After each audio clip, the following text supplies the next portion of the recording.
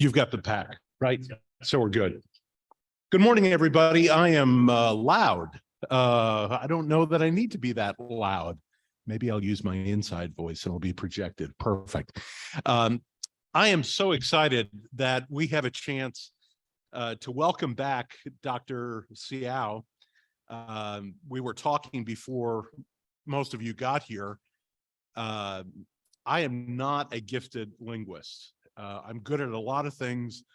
Languages, including English, is not necessarily my forte. But my middler year at seminary, I had a graduate student teach Hebrew. And about midway through, enough of us were not doing well that the registrar's office extended the period where you could drop without penalty. And I decided that was probably the best thing to do, to fold the tents and try again. And my senior year, when I came back, Dr. Liang Xiao began teaching Hebrew. And we were talking, he had been at the seminary a few years before that, but he had us reading Hebrew within the first week. It was an outstanding class. And part of what made it so good is it was not just about the language, but it was about the theology behind the language. He had a tremendous career at Princeton Theological Seminary, and a number of years ago, Vanderbilt lured him to come down here. And so he's been teaching here. He taught not only me, but Donovan Drake and TJ Piccolo most recently. He has been working on the commentaries for the book of Job. And a number of years ago, probably, I would think 4, maybe even 5 years ago, we had him here to talk about the beginning, the first half of Job. And now he's come back to talk about the second half. So he'll be with us for the next 5 weeks. And we are so grateful. Most of you don't see me dressed like this frequently. I am off as soon as class is over to catch a plane that's supposed to take me to Detroit, to Paris, and then to Istanbul. I'll be working with the Outreach Foundation over the next week, teaching Iranian Christians in diaspora. So they've asked me to come and do some Bible teaching with them. But the challenge I found out this morning is Paris, or France, is having a national strike for the next 2 days. So I may be spending an extra day in Paris, or hopefully get rerouted through Amsterdam. But I apologize that I am in Mufti. But the only good thing is I get to use the word Mufti, one of my favorite words. So Leon, welcome. Thanks so much for being with us. And would you like me to turn the lights out here so people can see me better, or are we all good? I think we're good. Yeah. It'll be tough to follow Indiana Jones. So I want to talk about, next few weeks, I want to talk about the divine speeches in the book of Job. The book of Job is very difficult, and the divine speeches are especially difficult. There are 5 portions. I'm not sure how we're going to fit it all in, but we're going to try and just talk about the divine speeches, and hopefully have time to talk about Job's response and the epilogue, which is kind of anticlimactic. But today I want to do a quick introduction, just in case folks are not familiar with the book of Job. I'll do a quick intro, and then we're going to talk about the first part of the divine speeches. Okay. So let me start at the beginning. The setting of the book. The book is set long ago. Wealth is reckoned in terms of animals and slaves. Sacrifices are offered by the patriarch at home. Commerce is facilitated by barter. Home is often called tent, although every now and then you have house. And after his affliction, Job lived 140 years, which for a total of 210 years, almost twice as many years as Moses. In Genesis 6:3, we gather that the maximum lifespan for humans is 120 years, but Job lived 210. So its story is set long ago, and it is far away. somewhere in the Transjordan, somewhere in the vicinity of southern Edom, northern Arabia. The three friends of Job have names at home in the Transjordan: Eliphaz, Bildad, and Zophar. These are unusual names. They are, we found them in inscriptions in Old South Arabic. God is called Eloah, which is the Hebrew equivalent of Allah, and Shaddai. These are divine names at home in the Transjordan. So this is the setting of the book. So Job is set somewhere in the Transjordan. The date of the book, so that was only the setting of the story. The date is difficult to pin down, so it's only circumstantial evidence. First of all, there's a group called the Sabaeans, people from Sabah. There are three places in the Old Testament called Sabah. Original Sabah is present-day Yemen. The Sabaeans were great traders, so they set up a colony on the east coast of Africa called Sabah, whence came the Queen of Sheba. Then there's another colony in northern Arabia called Sabah. This colony was set up around late 8th century BCE. So according to this datum, Book of Job will be dated no earlier than the 8th century BCE. Then there were Chaldeans. We know there were Chaldeans. The most famous Chaldeans were those under King Nebuchadnezzar in the 6th century. So by the Chaldeans we have in the book of Job is not imperial army, as Nebuchadnezzar's army was, but rather ragtag group, rather gangsters, raiders. And we know that there was a group of Chaldeans who were in that region when a Babylonian king was in exile in the area. And that dates to about 553 to 543. So the earliest date, based on the second datum, will be the mid-6th century BCE. So Job is somewhere in Tema, North Arabia, sometime around the mid-6th century, according to the second datum. But there is a third important information. On Job, in Job 19, 22, and 23, Job says he wishes his words were written down and engraved with an iron stylus and with lead on a rock forever. We know of only one inscription like that. Okay, it is set on the rock 300 meters above. It was etched and then had lead inlay. It was a very famous inscription. There were copies of it made, in papyri and tablets spread all over the place. It was set up in the year 515. The year 515. So that would be the earliest date possible. Because it's called a Besitun inscription, 515, the only example known in antiquity. So all the evidence suggests a date for the book of Job between 515 and 400 BCE. 515 and 400 BCE. You get my distinction between the setting of the book and the actual date of the book, yes? So Job is presented as an ideal character.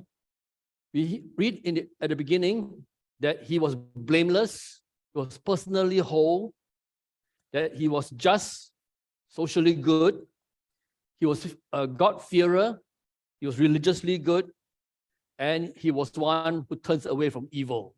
That's in the term in the ancient world for a morally good person. So his perfect character.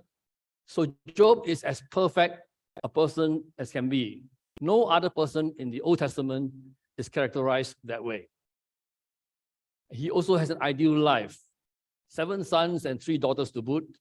The only person we know, the only figure we know with 10 children, 7 sons, 3 daughters is a god. And he has 7,000 sheep, 3,000 camels, all round figures. It's perfectly ideal life. But Job also has a neurotic righteousness. So his children took turns to celebrate their birthday every day of the week. So 7 days a week, they had dinner party at home of one of the children. And when Job's children had completed their days of feasting, one whole week, Job sent for and sanctified them. He arose early in the morning, set up burnt offerings according to the number of all of them, for he thought, perhaps my children have sinned and blessed God in their hearts. Thus Job would do all the days.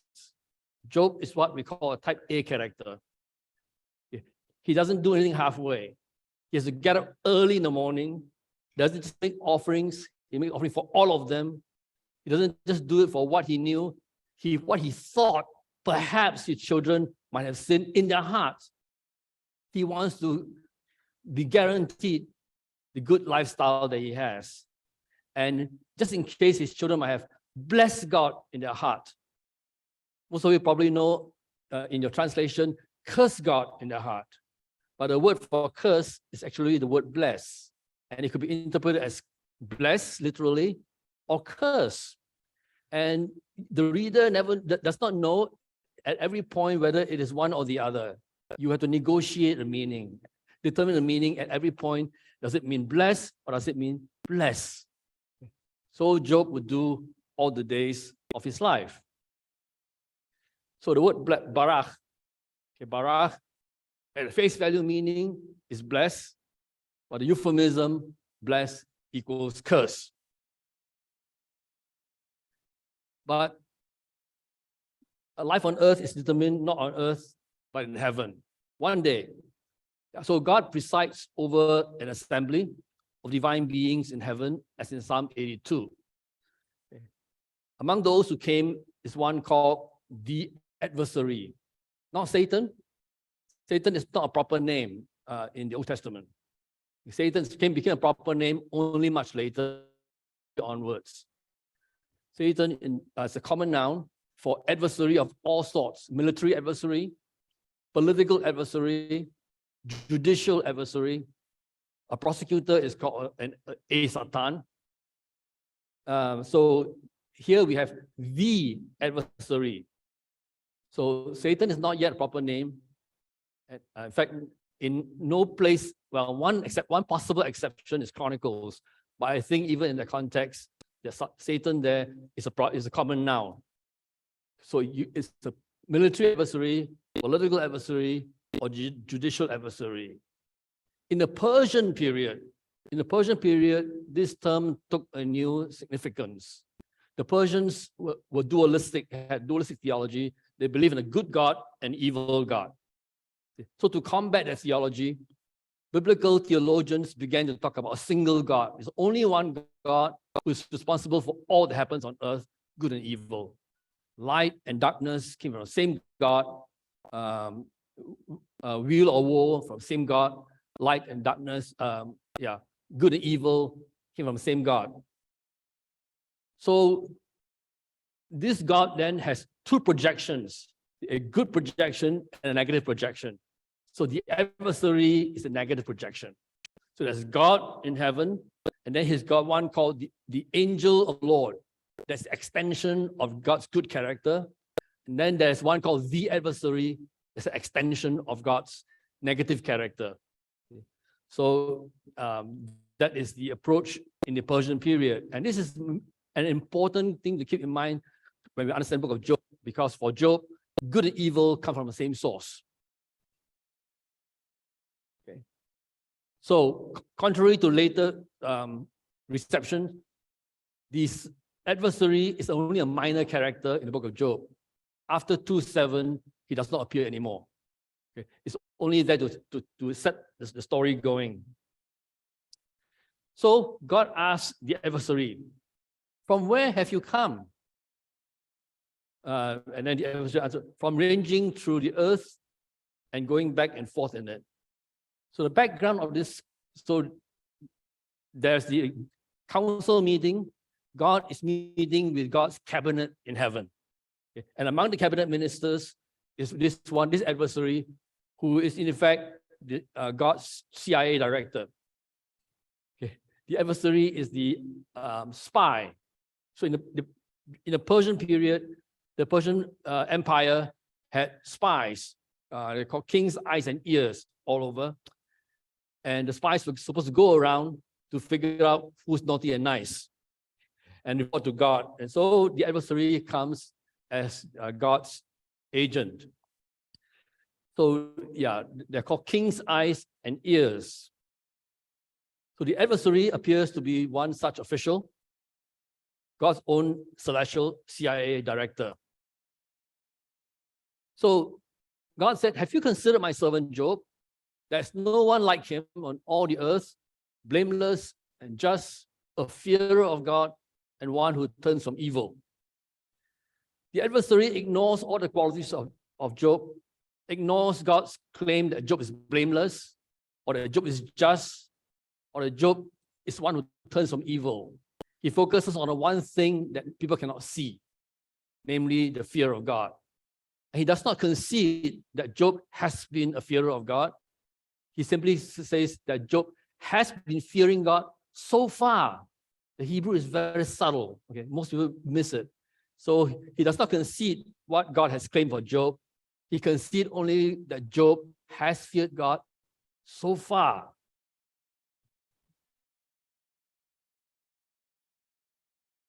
Then comes the key question. The adversary asks, has Job feared God for naught?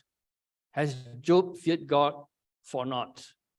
This is the key question in the entire book. Key question in the book is this possible? Is it possible for people to believe in God simply because God is God? Or do we believe in God because, do we believe God if only God is a good boy, behaves as we expect God to behave? And if God does not believe, if God does not behave as we expect, then God is no longer worthy of worship. That's the question the book asks. Is it possible to believe in God because God is God? It's a good Calvinist question. Do we believe God is God, or do we believe that God is God only when God is good?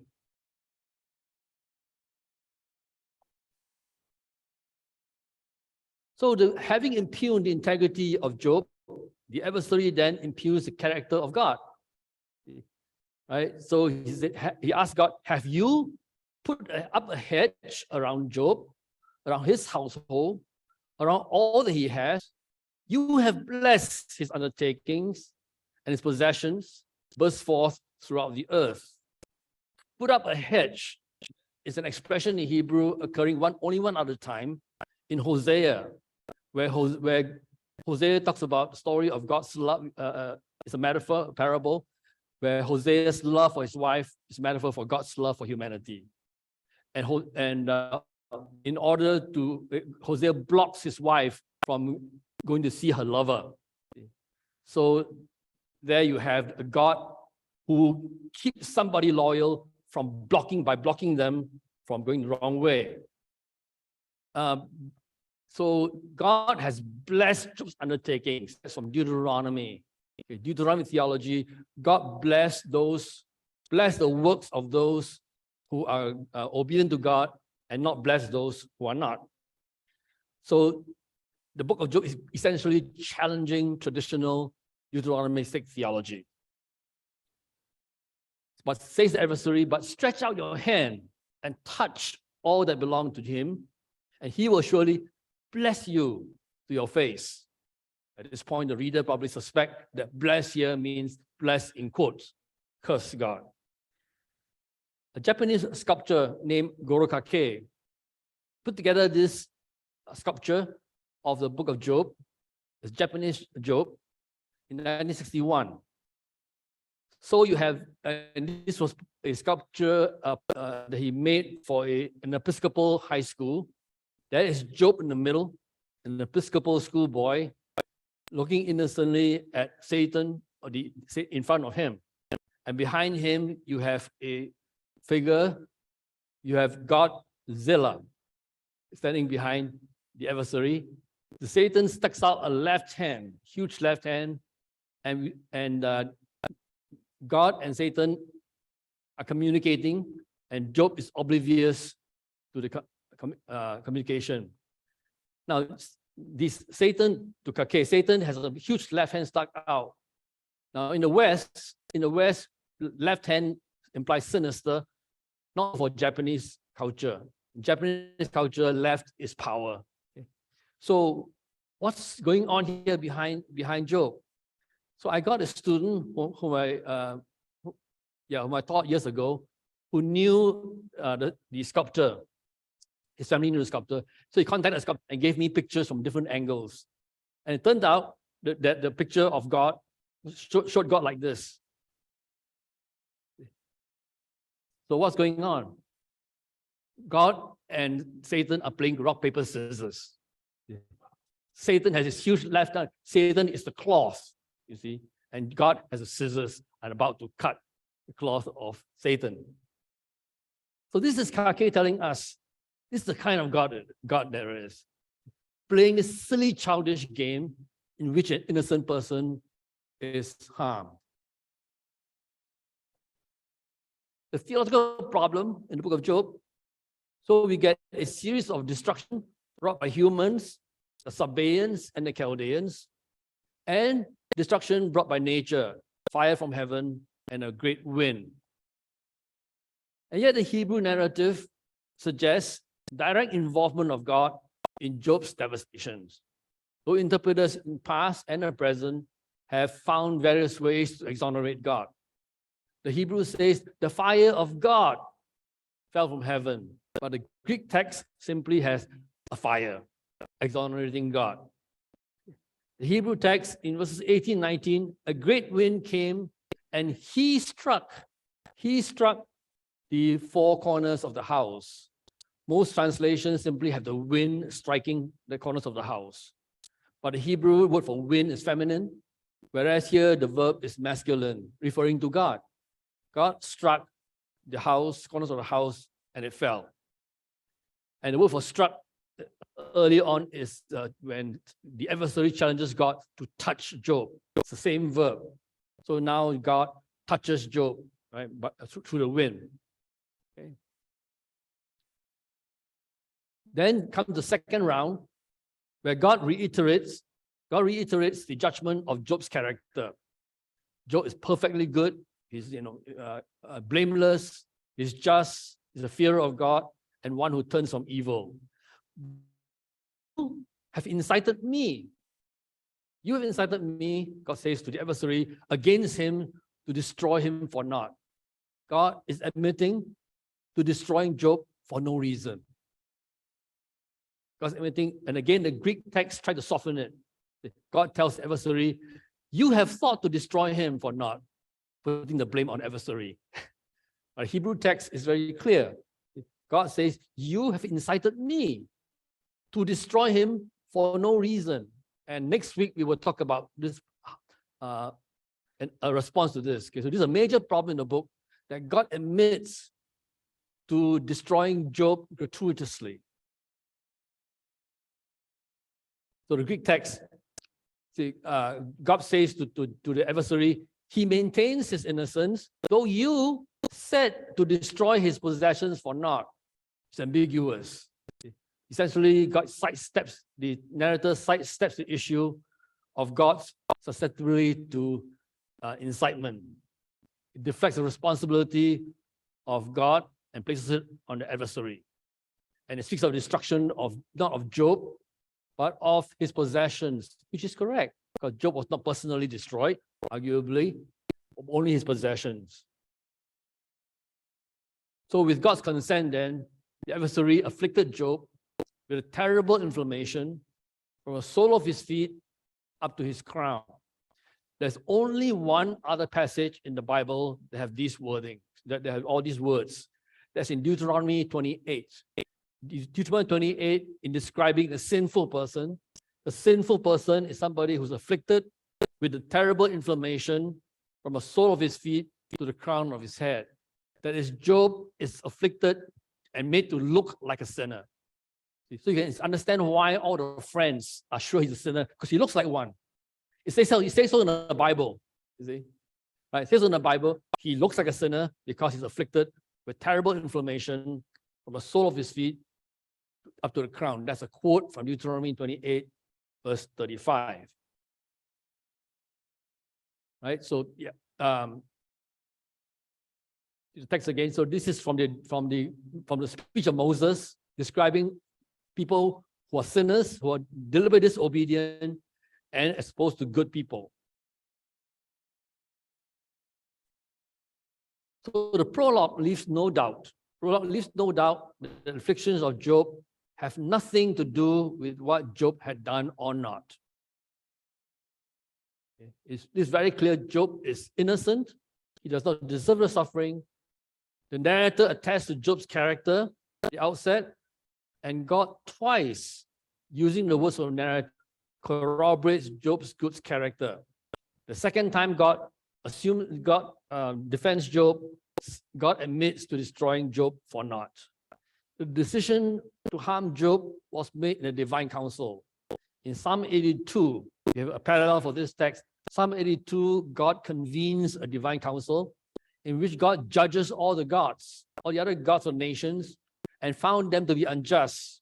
And because the gods have failed to do justice, they are cast from heaven down to become mortals. Now, set in the background, book of Job becomes problematic. Here we have God presiding over a divine council and deliberately participating in decision to harm an innocent person, a person who, by God's own admission, was perfectly good. So Job is made to look like someone who, according to Scripture, was being punished for cause. But the reader knows what Job and his human interlocutors in the book do not. Job's suffering was for naught. No other biblical source lays out a problem of divine injustice so clearly. There are a few passages in the Bible that raises the question tentatively. Right? Tentatively raises the question. In Genesis, God is about to destroy Sodom and Gomorrah. And then God thought, maybe I should tell Job about this, seeing I've called Job to be righteous. So God tells Job he's going to destroy Sodom and Gomorrah. And Job says, will not the judge of all the world do justice? So he gets into bargaining with God. What if there were 50 innocent persons in the city? Will you destroy the innocent with the guilty? And God said, 50 innocent persons? Maybe not. But what if there were 45 innocent persons in the city? Will you destroy them with the guilty? 45? Maybe not.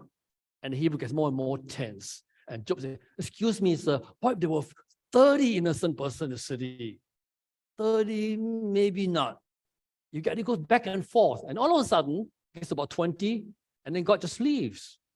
The point being that a righteous person contends with God, argues with God on behalf of the innocent, but in the end, the decision is God's. We get a couple of places like that in the Bible that tentatively raises the question of divine injustice. But nowhere else in the Bible or anywhere else in the ancient Near East do we get such a deliberate story told of an innocent person who was harmed with God's participation. Then comes the bulk of the book, which is called a wisdom dialogue. It comes in 3 cycles. So as I said, you've heard of patience of Job, right? You've heard of patience of Job, surely. How patient is Job, do you think? In how many chapters out of 42 is he patient? 2 chapters out of 42. Right? The patience of Job comes from a different source than the book of Job. It comes from a Greek source called Testament of Job. By chapter 3, Job's not so patient. He's extremely vitriolic. Okay, his outbursts calling for the undoing of creation. Then we get the first cycle of speeches, where each friend speaks in turn, and Job responds to each of them in turn. You get this rigorous debate over whether or not there is such a thing called whether or not there's such a thing as innocent suffering. Okay. Job's friends insist, as is traditional, as widespread, there's no such thing as a sinless person. The second cycle, the debate deteriorates. In the second cycle, they no longer make response to one another, they talk past one another. The friends insist on one thing. There's no such thing as innocent suffering. And Job insists on only one thing: God has treated me unjustly. Third cycle, it deteriorates even further. Conversation breaks down. You do not know who's saying what anymore. Then the wisdom dialogue closes in two monologues. One monologue ending with a question, where is wisdom to be found? And then Job closes with essentially filing a lawsuit. Okay. Job files a lawsuit. He decides to sue God. So in chapter 9, in chapter 4, Eliphaz tells Job, there's no one who's righteous before God. Okay, not a single one, because no such thing as an innocent person, as an innocent sufferer. No one is totally righteous before God. The word for righteous is to be right. So Job said, basically, how can I prove it? There's no court of law where I can go and objectively argue my case. So Job imagines a law court where he argues with God and proves his innocence. And so he develops this notion of a lawsuit, and it comes to a climax in chapter 29 to 31, where he decides to sue God for power abuse. Okay. My life was going well, chapter 29. Then God comes along, he's being cruel. And 31, I swear I don't deserve it. Now I challenge God to answer me, he says. Terrifying. He's telling God, you, me. Then comes these Elihu speeches. In modern scholarship, the Elihu speeches usually get denigrated. Okay? Most modern scholars, most commentators, including conservative scholars, see Elihu as this young professor who's just joined the faculty, and he thinks he knows better than all the old farts in the department. Okay, this is how modern scholars think of Elihu. This young fool who comes along, thinks he knows better, and in fact, we can skip all his speeches and not miss a beat. Elihu is an orthodox fool, and once he has spoken, orthodoxy has no credibility. This is a consensus view among scholars. But earlier views, Jews consistently regarded Elihu as having the most profound human response among the friends. Calvin thought Elihu is the mouthpiece of the Holy Spirit. This is an earlier view. I have argued that Elihu's speeches should be reconsidered. Elihu's speeches are there exactly where one would expect. Elihu is like young Joseph. When all the seniors have spoken, when all the sages have spoken and have no answer, comes Joseph, who's able to often answer because the Spirit of God is with him or in him. Same thing, Daniel. He is young, in exile. So all these sages have come and they have no answer for Daniel. Then comes young Daniel, because the Spirit of God is in him, offering the word of God to the king. So Elihu's response to Job's closing monologues. Job, when he ended his monologue, asked two questions. Well, first of all, asked the question, where is wisdom to be found? Where is wisdom to be found? And Job ends his monologue by insisting on God answering him. The Elihu speeches I call intermediate revelation. Elihu's intermediate revelation. There are two traditions of revelation in the Old Testament. One is a tradition of indirect revelation. That is, God reveals to human beings through intermediaries, divine or earthly intermediaries, prophets or angels. And this is called El tradition, right? Then there's a Baal tradition where God reveals God's self by direct revelation in theophany. The Elihu speeches represent what I call Elistic revelation. Elihu's name is El, exists. God exists. He's the son of Barak El. And so, according to this tradition, in the Levant, revelation comes by means of indirect means in dreams and visions and intermediaries. Elihu's speeches represent the best human response to the problem of suffering, but it is inadequate and will be followed by a direct revelation. So Elihu, in a sense, like Eli, and the name Elihu, without the vowels, looks like Elijah. So like Elijah, Elihu prepares the way for the direct revelation of God. The direct revelation of God comes in 438 to 41.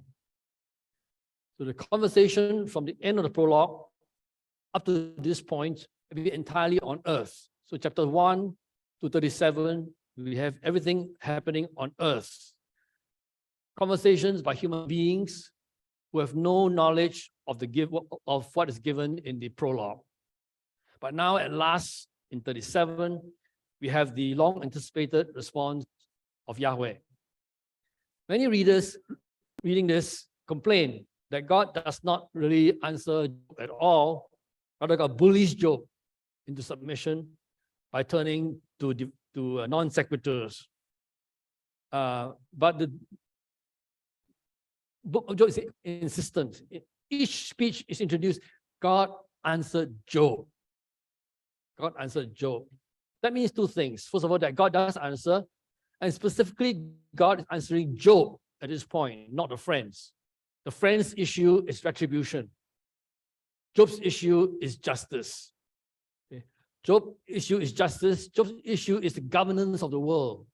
He complains in chapter 12 that God is the only one with the wherewithal to govern the world. But the world is chaotic. There's injustice everywhere. What kind of God is it that allows injustice to go on?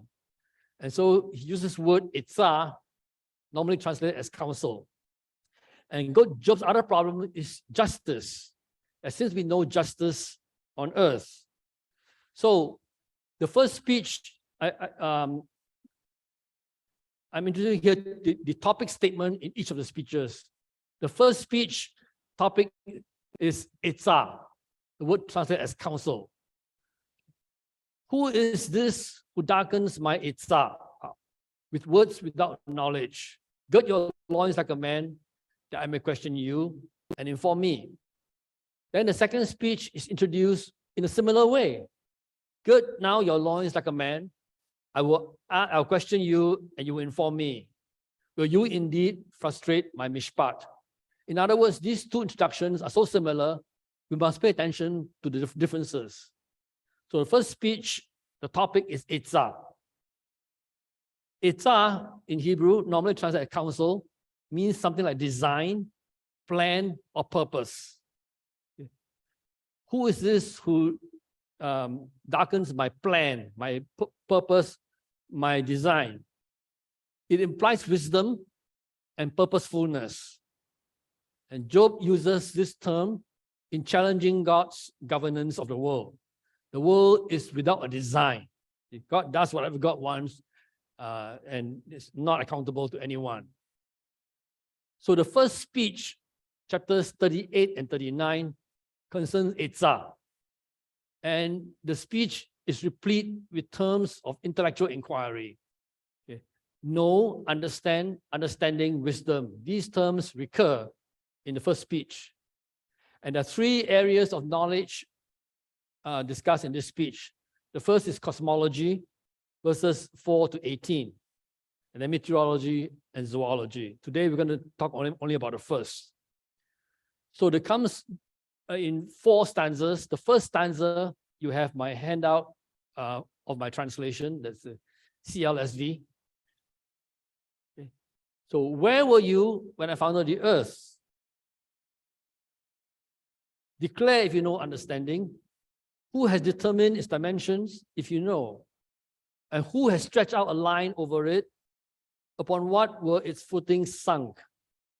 Or who has laid its cornerstone? When the morning stars exalted together and all the divine beings shouted. Here we get the topic of itzah announced as And the first image is that of God as a builder. This is a rare image in the Bible. The Bible rarely presents God as a builder. There are a couple of examples, but very rare in the Bible.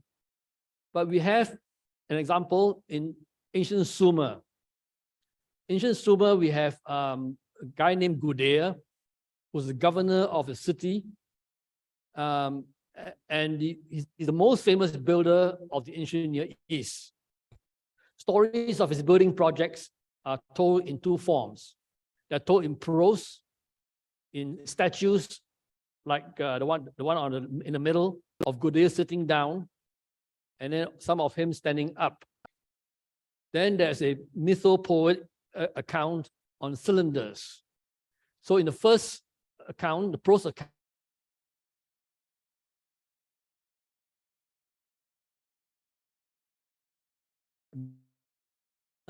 and so finds the temple. He does it all by himself. In the poetic account, the gods recognize his intelligence and call on him to build the temple. And here we have typical, if you go to museums of engineers, you often find the statue like this of Gudea. And this one here with his laptop. So his city plan is on his lap. Okay. So the word for plan is the word for counsel in Job 38. Okay. So Gudea has a plan of city here on Gudea's lap.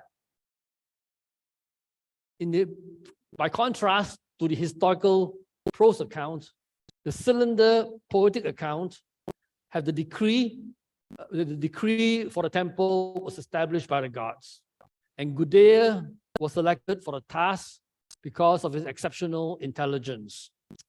And so a plan is made of lapis lazuli, revealed to Gudea in a dream. The temple represents the cosmic mountain. So the whole earth represents the entire cosmos and is anchored deep in the underworld. Its top reaches the heaven. Does it sound familiar? With its top reaching the heavens. Sound familiar to anyone? A temple with its top reaching the heavens. Tower of Babel. Tower of Babel is a polemic against this. So the temple is its deep roots in the underworld. Its top reaches the heavens. The whole temple represents Anki, heaven and earth. It is called the bond of heaven and earth, an expression we found in Amos, in the book of Amos. So the construction of the temple is an earthly performance of the creation of the cosmos, the microcosm of the heavenly reality. And as soon as the foundation of the temple is laid, abundance comes. The water comes for humanity, beginning with the city, and from there, radiating to all the earth. The temple is decorated in the end with many weird, wild, and fantastical creatures, all for wonder. All this sets up the pattern for the speeches. The first speech is about cosmology, about building. The second speech, the second part of speech is about provision of water. And the third part of speech is about animals that are part of God's wondrous creation. So the second stanza of the speech of Yahweh, first stanza is about earth, second stanza is about the sea, how the sea is established. And third stanza, and here too we have themes echoing Mesopotamian cosmology. And then the third stanza is about heaven, and the fourth stanza about netherworld. So we have four stanzas of heaven and earth, about earth, the sea, heaven, and underworld. The fourth stanza is the fourth stanza because it talks about sources of the sea and recesses of the deep. And commentators often ask, what does this have to do with the underworld? Because God asked, have you been to the sources of the sea? And one commentator, a Scottish commentator, Wybray, says, what do these have to do with Job reaching the underworld? Job is not an underwater diver. This misunderstands the mythology. In mythology, the underworld is precisely where heaven and earth and the deep or converge. So this passage, we didn't go into all detail. It begins with the word for earth. Eretz is the word for earth. It ends with the same word, except the word in the second instance means the netherworld. Okay. So the earth as the surface world and the earth as the underworld. This begins and ends the poem. The 4 stanzas are all neatly demarcated. They all start with markers and they end in closure clues. The waves are stopped. See? Arms are broken. See? Do you know all of it? There are closural terms for each stanza. So the entire poem is intricately designed, purposeful and in design. In other words, instead of simply talking about purposefulness of design, the poet makes a poem that's beautifully designed. The design itself is the message. So what is this cosmology? How does it answer Job? Job has called into question divine governance. Okay. His argument begins with subjective self. So Job judges the world, as we all do. We judge the world beginning with ourselves.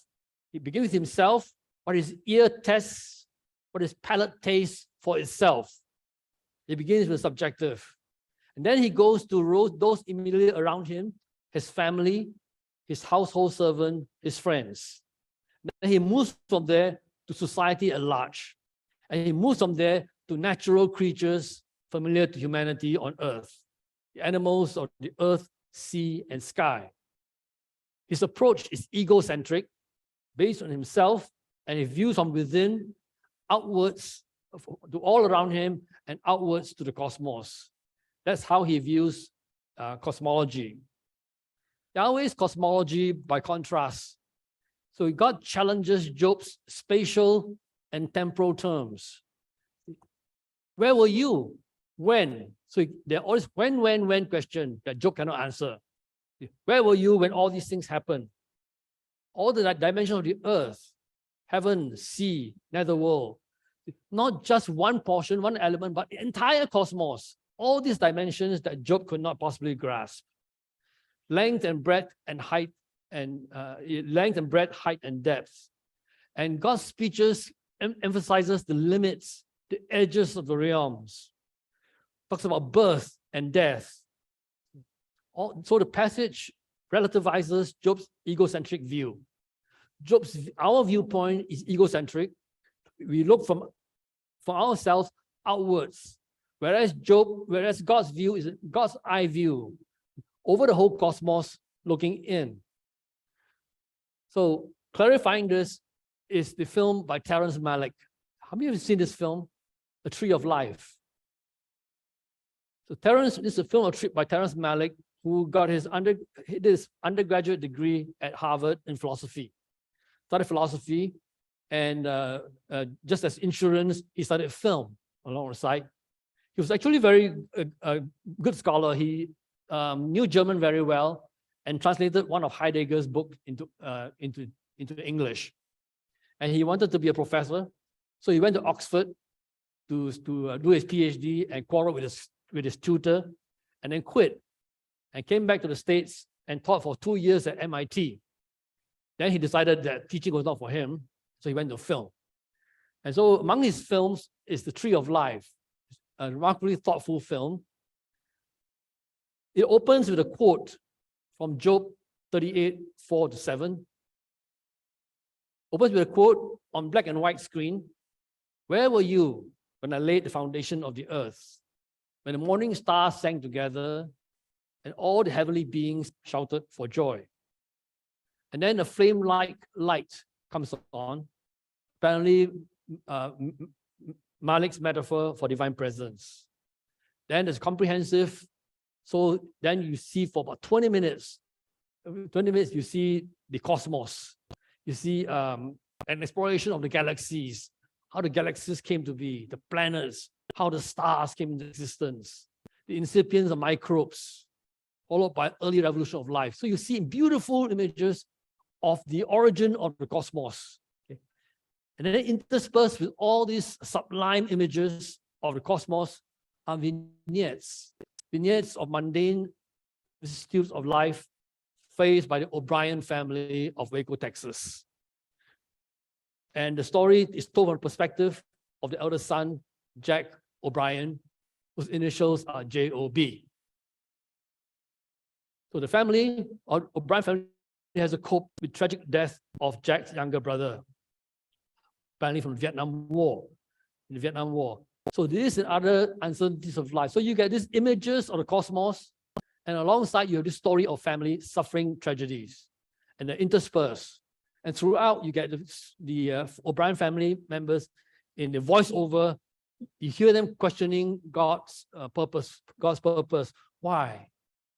The mother figure is played by Jessica Chastain. Then the father was played by Brad Pitt, and Sean Penn plays Jack O'Brien. And so you get Jessica Chastain asking why, or they ask question of divine presence. Where were you? Who are you? And if you are not good, why should we be? So these are interspersed. Some critics perceive that this intertwining of the cosmic and the human trivializes the human experience. Others venture that the beauty and beneficence of creation are more decisive clues than human experiences of evil as to who God is. And yet, the juxtaposition of the sublime and the mundane to suggest the human experience, when set against the incomprehensible magnitude and complexity of the cosmos, with its history that spans billions of years. Malik's point is that our knowledge, however great we think it is only a small portion of reality. When we suffer, we think the whole world. When Job's first curse was that the whole world should be eliminated because he suffers. Because he represents the world. He represents humanity. And so if his life is not worth living, then there ought to be no cosmos. Our view of suffering is shaped by our ego. Our ego. We think we define the cosmos. And Malik's point is that the cosmos is far larger than we can imagine. We are just a moment in the reality of creation. In the face of a more complete cosmology, human categories of right and wrong, human categories of just and unjust cannot be conclusive. And so too, Yahweh's cosmology does the same thing in the book of Job. It relativizes his point of view. See, Job views the entire world from his perspective, and God says, where were you? You are just one small portion. That your reality is valid as it is. It's not to invalidate. Valid as it is only one tiny reality of the entire cosmos. So that is Malik's lesson for us in helping us understand the cosmology of Job, of Yahweh, in the first response of Job. Okay, questions?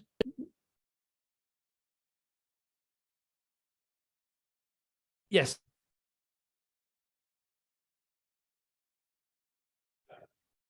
Yeah, right. So we'll come back to that at the end of the series when we talk about at the end of the series the prose returns to the original.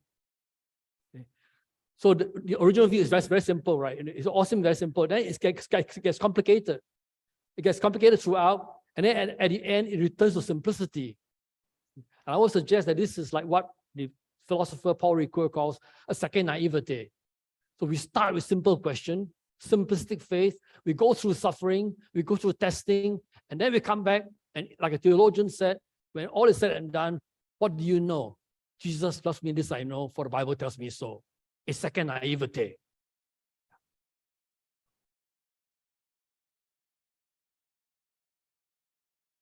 We do not know who the author is. It's an unnamed author. Yes.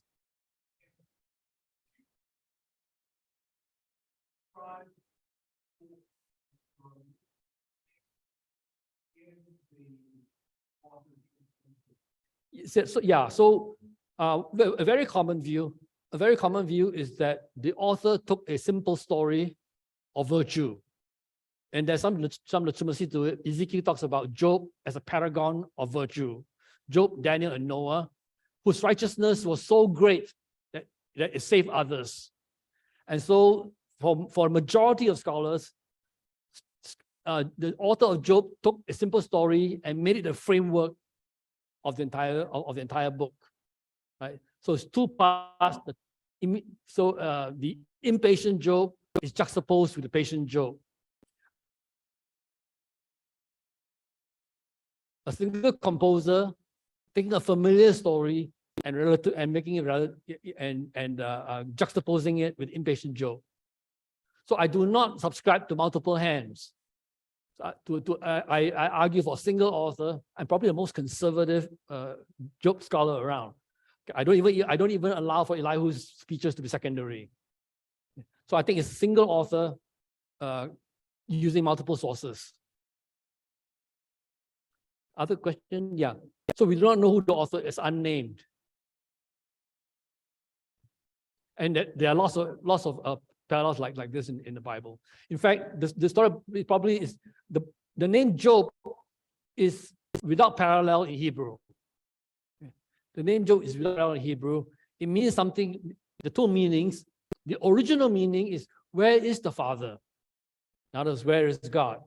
But as it stands, the Hebrew name for Job means enemy, somebody who has suffered enmity. And the enemy in the book of Job is God. Job tells God, "You are my enemy."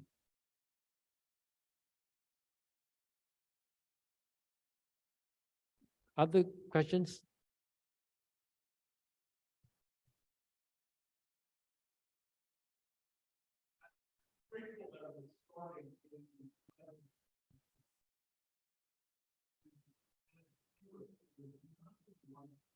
The response? Yeah. Yeah. Yeah. Yeah. It is too easy for us to dismiss the friend's point of view. I mean, we all read the end of the story, got dismissed the friend. Oh yeah, the friends, they're all false friends and so forth, right? So we dismiss that. And I tell my students, don't dismiss Job's friends too quickly, because we are the friends. See? Right? Job's friends are good theologians. Calvin loved Job's friends. Calvin loves Job's friends. Then he gets to the end of the book and God says Job's friends are wrong. So he scrambles to explain how they're wrong. See? Right? And same thing, Aquinas. He loves Job's friends are great theologians. See? So Eliphaz says to Job, you reap what you sow. Right? You reap what you sow. And we say, oh, that's terrible. But St. Paul says that in the New Testament, and we think St. Paul's a great theologian. What Eliphaz is saying is that if you say you have no sin, we deceive ourselves. The truth is not in us. You must have sinned. No one is sinless, he argues. See? So the friends are very good theologians. And Calvin recognized this. In fact, at one point, Calvin, later on in chapter 3, Job gets really, really bitter, and Calvin was horrified. Calvin was horrified that Job was so angry with God, and so he preached a whole sermon against Job. In my commentary, I wrote that the book of Job was too Calvinist for Calvin. Calvin was terrified by the argument that God is so free, totally free.